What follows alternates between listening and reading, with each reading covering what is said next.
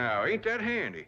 That, Pa? Way the road takes a bend in here, runs right by the front door. No, Mr. Clampett, this is your driveway. It goes with the house. Is this thing a house? Oh, yes, indeed. It was built by John Barrymore, one of our finest actors. Pretty fair stonemason, too. Hey, Jed! This here is dandy soil. Fine, Granny. We'll commence plowing tomorrow. But this is Beverly Hills. Dirt is dirt. Yes, I know, but why don't we look around inside, eh?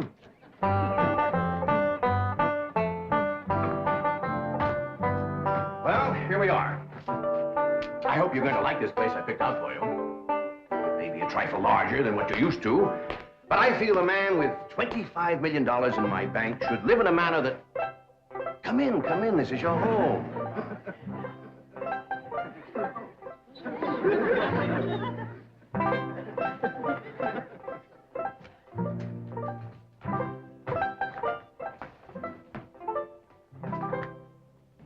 As I say, it may be a bit more than you're used to, but I'm sure you'll be comfortable. Now, my secretary will be over right away to help you with the hiring of servants or whatever problems you may have. She's a very efficient girl, Miss Hathaway. Jed? Jed?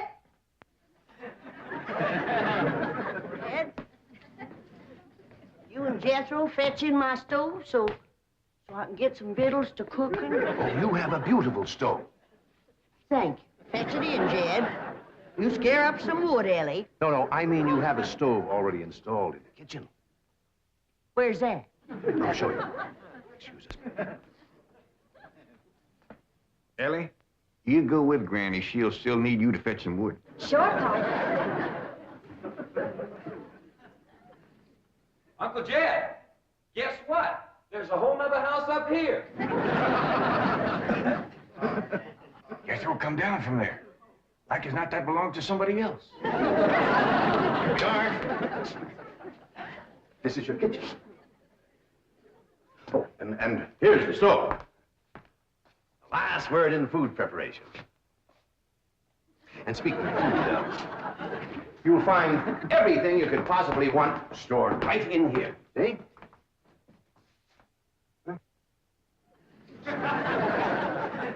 Well, I'll leave you ladies to your culinary delights. Au revoir, bon appetit. Talks gibberish. You seem to set a great deal of store in this here stove, Granny. Well, we'll see.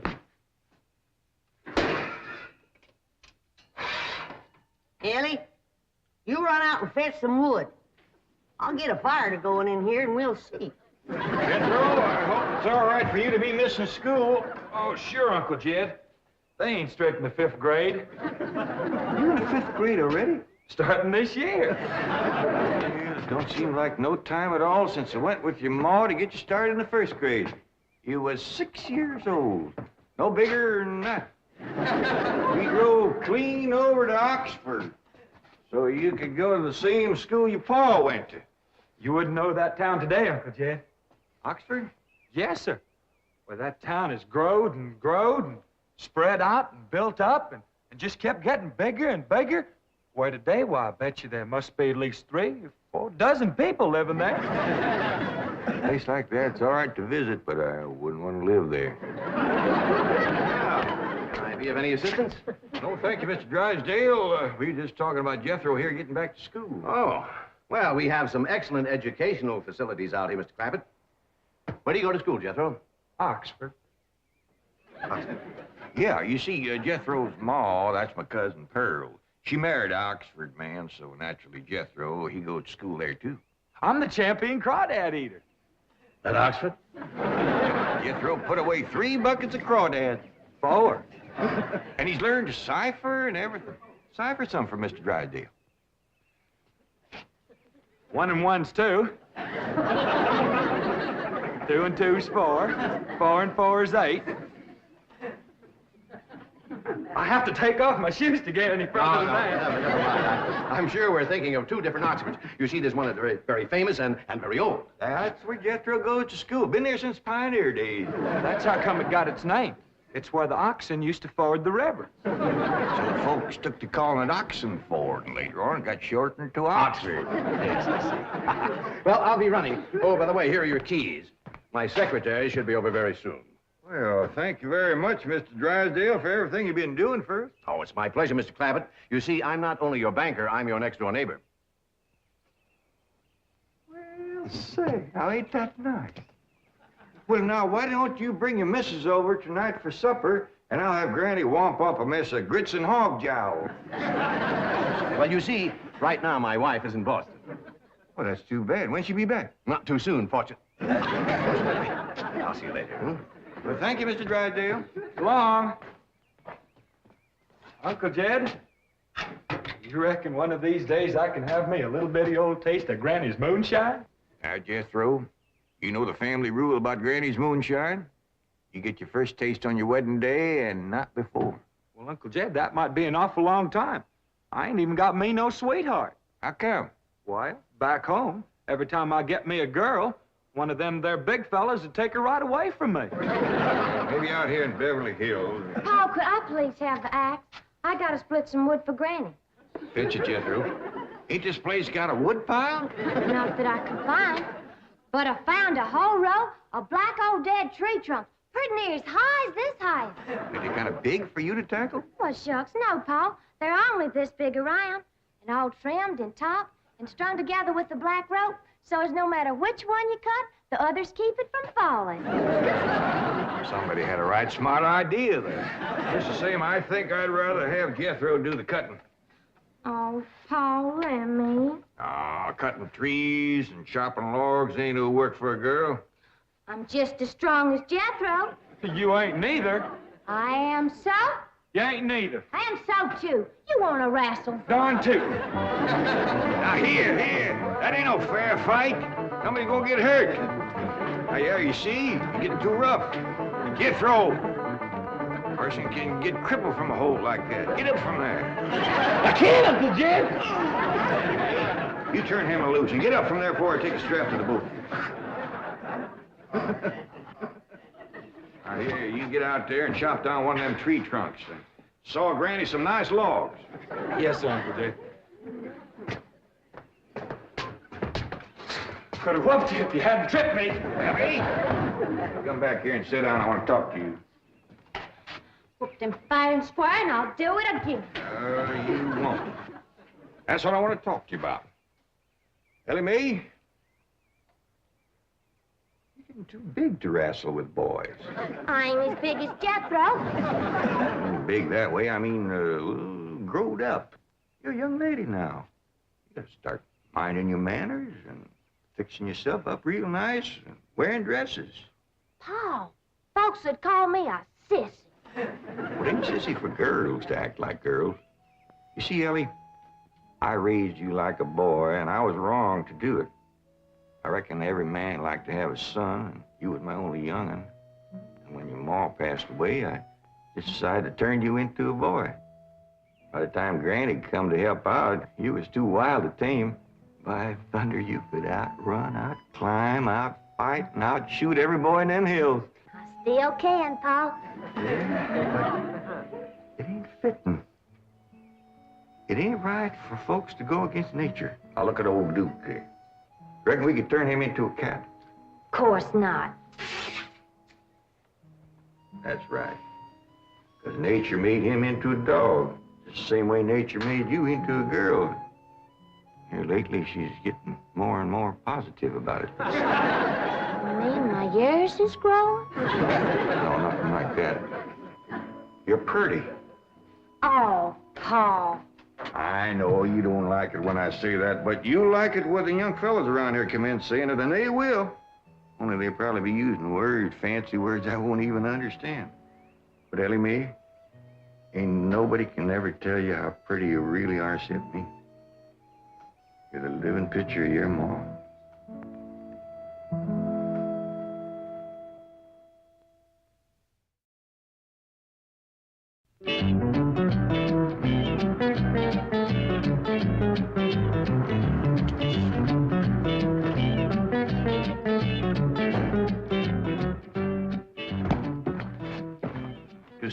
I thought you were going up to the Clampett estate. I didn't think it prudent for us both to be absent simultaneously. In the event of crises... The only crises you have to worry about right now is keeping Mr. J.D. Clampett happy. Now get up there. Tell me, how did you like the flamingos?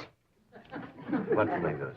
I thought pink flamingos around the swimming pool would add a rather elegant touch. Mr. Clampett is not a man educated to elegance. That will take time. Right now, there are more pressing problems. Of course, getting settled, the servant problem. Well, whatever they are, just get up there and solve them. Now, J.D. Clampett is this bank's largest depositor, and I'm making his satisfaction your responsibility. I accept the mantle of responsibility with which you have cloaked my shoulders. And I shall so conduct myself that if this great financial institution shall last 1,000 years, people will still say, this was their finest hour. Handy wood, all right. Got a lot of pitch and tar in it. Ought to burn real good. Yeah. That flimsy grate holds up. Granny, this is the top of that tree trunk. You want I should split it up, too? No, just leave it outside. Yes, sir. This place ain't even got a wood box. Yeah, folks don't need much wood out here. Remember what Pearl said? It don't get cold. Yeah, I remember. It might not get cold in the day, but it sure freezes solid at night. How you know? I'll show you how I know. Every bit of food in this here storage bin is froze harder than a rock. Yes. Look.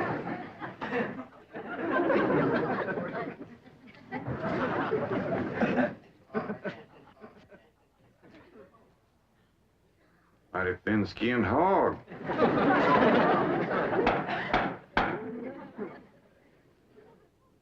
But I'll be doggone.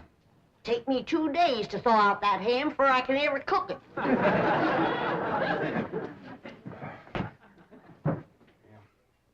People ought to know better than store food up against the north wall. Tomorrow we'll dig us a root cellar and we put all this stuff in it. Jethro, go on out there and catch us a chicken. Okay, Uncle Jed.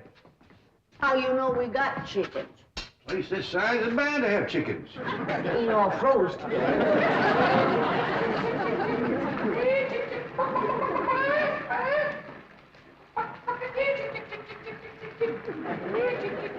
Chick, chick, chick, chick, chick, chick, chick.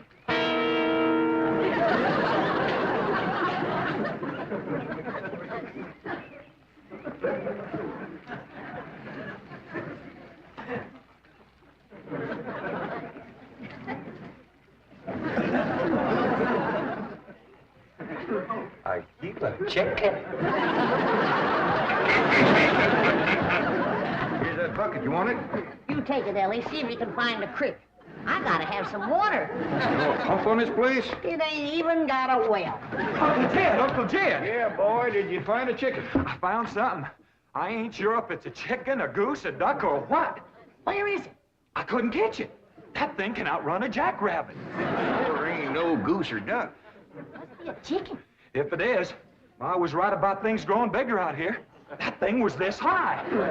Chicken? Ah, Jethro. Honest, it's got legs this long.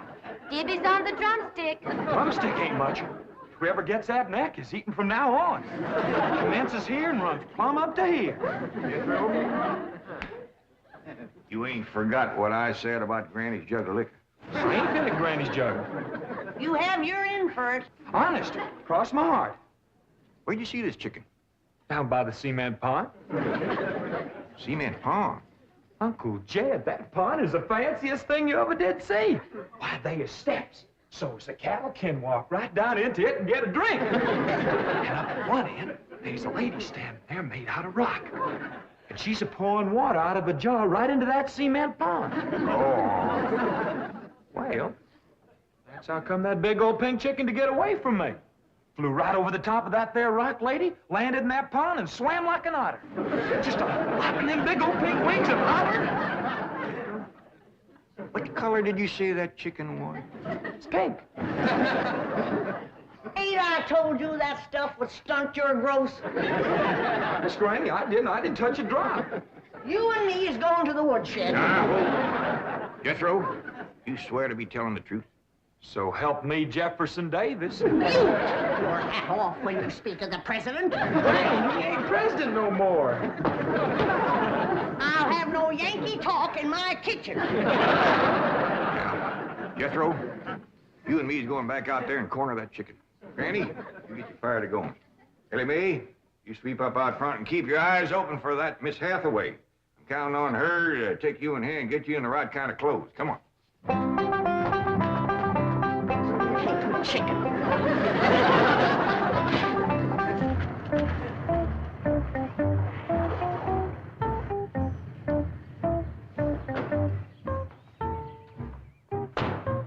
You there, young man. I ain't a young man, but I sure do thank you for thinking so. Good heavens, you're a girl.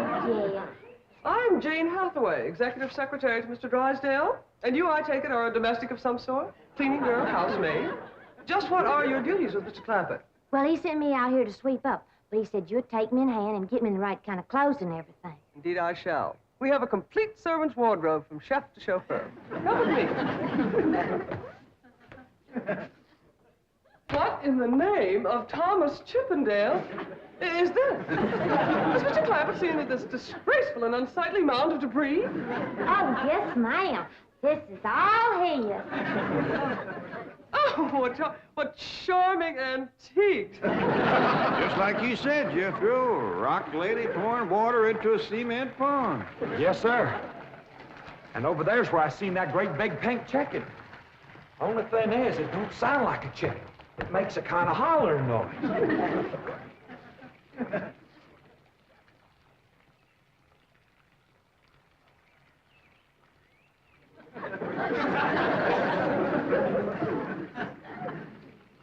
Reckon you'd make a hollering noise, too, if you was to lay egg like that. Man, oh, man. That's what I call an egg. And you won't have to worry about food now. Wait till she cooks this.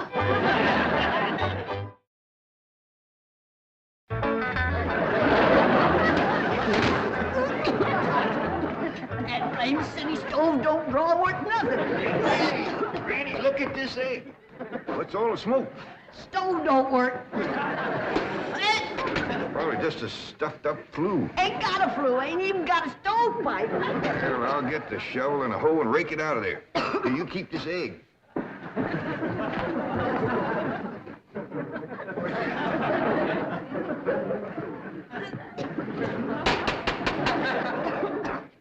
Just like everything else out here. Froze solid.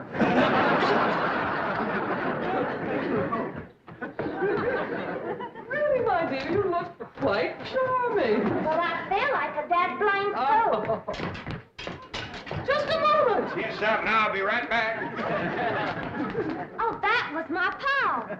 I take it he's a gardener. Oh, yes, ma'am. Pa just can't wait to commence gardening. Apparently. However, as though I admire his enthusiasm, I must forbid him access through the main entrance. Now, tell me about the rest of the staff. Is there a chauffeur? A what? Someone who does the driving. Oh, yes, ma'am. That's Jethro. Of course, I don't reckon he can stay around very long. He's got to get back to Oxford and go to school. Oxford? He attends Oxford University? Well, he just calls it school. Pa went to school there, too. Oh, yes. Old school time. Great pride, those Oxford men. Sorry I couldn't stop before. Granny was having trouble in the kitchen. Pa, do I have to wear this here stuff that Miss Hathaway... No, there can be no appeal from Mr. Clampett's orders. Thank you, ma'am. Glad to see you taking a firm hand. Ellie Mae, that's right pretty. Makes you look taller. She's got me walking on pegs. Well, run in and show Granny. And get rid of those old clothes, dear. Granny, I presume, is the cook. Yes, ma'am, but she ain't too happy about it right now. I shall deal with her directly. Now, let's see. Maid, gardener, cook, chauffeur. Oh, I understand Jethro is an Oxford man. You bet he is. I'm quite anxious to meet him. Don't blame you. Fine-looking young feller. Single, too. And he's on the lookout for a girl. I am only interested in the intellectual rapport which I would naturally have with an Oxford man. I presume you went to Eton as a boy. If I know Jethro, he went to eating the minute he was born. Yes, of course. I suppose his father matriculated him. I kind of think maybe it was his ma. Oh, well, no matter. At any rate, he's an eaten man. That he is. Matter of fact, Jethro won the eating championship. How marvelous. What was he champion of? Eating. Yes, I know. But what was it? Cricket? Oh, no, it was crawdad. I don't think even Jethro'd eat crickets. I was referring to the game of cricket. Jed, where's the axe? I bet you, Granny, you talk to Miss Hathaway. And just why does Cook need an axe? I've hit this with everything I could lay a hand to. I even whopped it with an iron skillet. You are supposed to hit it with a croquet mallet. All right, where is it? I don't think I'll tell you. There is a time for work and a time for play. Now then, what are we cooking for Mr. Clampett? Well, I don't know what you're cooking him, but if he wants any victuals from me, somebody better shoot a possum. Possum? You got a better idea? But of course, a nice big fluffy souffle. All right. You shoot it and you skin it. You don't even know what a souffle is. What kind of a cook are you? I'm a cook with a stove that don't draw, food that's froze solid, chickens that can't be caught, eggs that can't be broke, and a smart alecky city woman telling me my business. That's what kind of a cook I am. Mind your tongue, little woman. I can have your job. You sure can, and the sooner the better. Jethro's coming, and just wait till you see what he's got. Thank heaven. Now I can have an intelligent conversation. Look, Granny, I caught that big chicken. I hope it ain't as tough as its egg. That is a flamingo. Oh, no, ma'am. That's my nephew, Jethro. Jethro, say hello to Miss Hathaway. I didn't mind him. This the big dangest chicken you ever did see. You go to school at Oxford? Yes, ma'am. I'm in the 5th grade. Stop bragging and wring that chicken's neck. Ellie Mae! No, stop, you barbarians. Don't harm one feather of that beautiful bird. I've taken just about as much as I'm going to take from you. Yeah, Granny. Ellie, you get the fire going under the big kettle outdoors. Young lady, where is your maid's uniform? I ain't going to work. Oh, yes, you are. No, I ain't. Oh, yes, you are, if I must subdue you forcefully. I wouldn't try that. Tried to tell you. I'll set on her, Ellie. You get the fire to going. Now, here, Granny. Come on, let her up. Get off of it. You are discharged. All of you. Sacked. Fired. You are the most incompetent, insubordinate, belligerent group of domestics it has ever been my misfortune. Hathaway! Ah, Chief, you're just in time to help me take disciplinary action. You're fired. I've already told them. Not them, you. These people are the Clampetts. Clampett? Yes, that's right. Now go back to the office and pick up your severance pay. You're through. Now, Mr. Drysdale, hold on a spell. I reckon there's been a kind of a misunderstanding. But this little lady's been a right big help to us. Why, she fit in just like one of the family. Matter of fact, her and me is going out hunting. Ain't that right, Miss Hathaway? Yes, and... Yeah. Jethro, you can take that pink chicken back out to the cement pond. We're going out to shoot us a nice, big, fluffy souffle.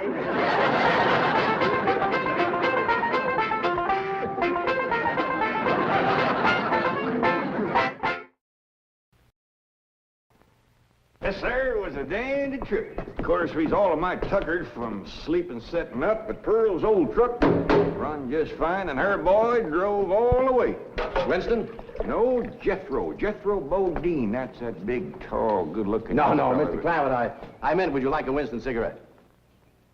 I don't know as I've ever seen one of them before. Oh, try one. Mighty good smelling tobacco.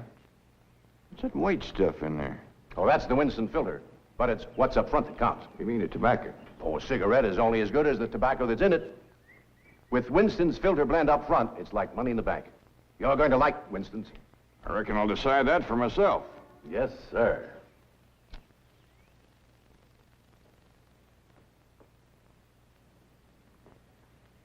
I like it. This here Winston tastes good. Like a cigarette should.